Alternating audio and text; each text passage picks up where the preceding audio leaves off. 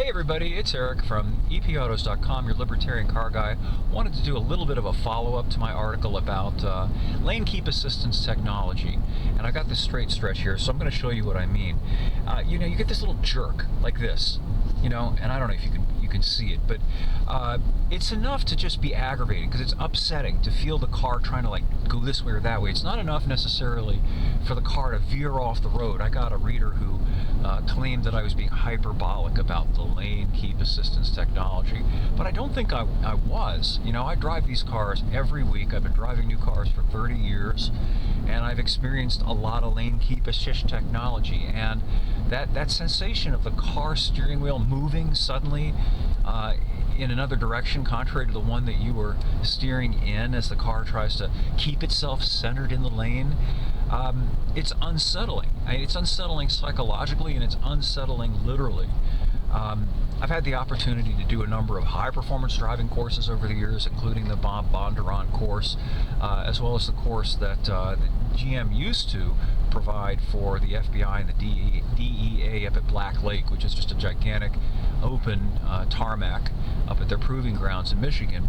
And one of the things that they teach you when you first learn to really drive is to be smooth, to not try to unsettle the vehicle by imparting sudden jerky movements, either of the steering wheel, the brake, or the throttle. You want to be smooth because that prevents the car from shifting in a weird way that unsettles it and is more likely to lead to loss of control and also slower lap times if you're into doing track days.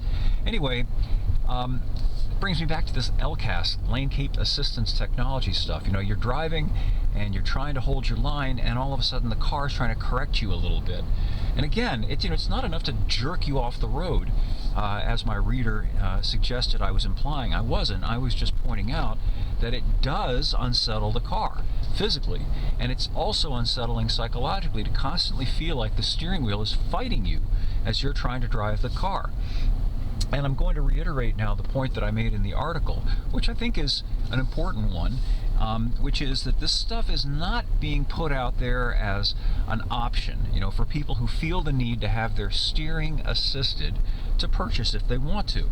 I know abilities vary, and some people might find lane keep assistance technology helpful to them. And by all means, people should be free to buy the technology if they want it, just as people who have difficulty walking should be free to buy a walker or a wheelchair or a cane. There's nothing shameful about it if you need assistance. But this business of forcing everybody to have it by making it de facto standard is interesting to me, because it says, we found more clovers again. I wasn't even driving fast, and now we got some clovers. We're going 27 miles an hour. Oh, say, not even. We're going to slow down to 20 because it's wet outside. Sorry, I can't help but being snarky about this stuff. Where was I? Anyway, the point is that this is an undesirable feature, the LCAS lane keep assistance stuff. I have yet to have a single person contact me, whether via email or in a comment section of my site, or when I do my radio shows, and say, I love lane keep assist technology. I'm really grateful to have it. In fact, it's the opposite. I can't tell you how many people tell me they despise the technology, wish their vehicle didn't have it, and they resent very much that in a lot of cases they're not able to turn it off. All you can do is dial it back a little bit. That's increasingly the trend in new cars. So, why would the manufacturers put something in their vehicles that people don't like, which generally speaking makes people less inclined to want to buy the vehicle?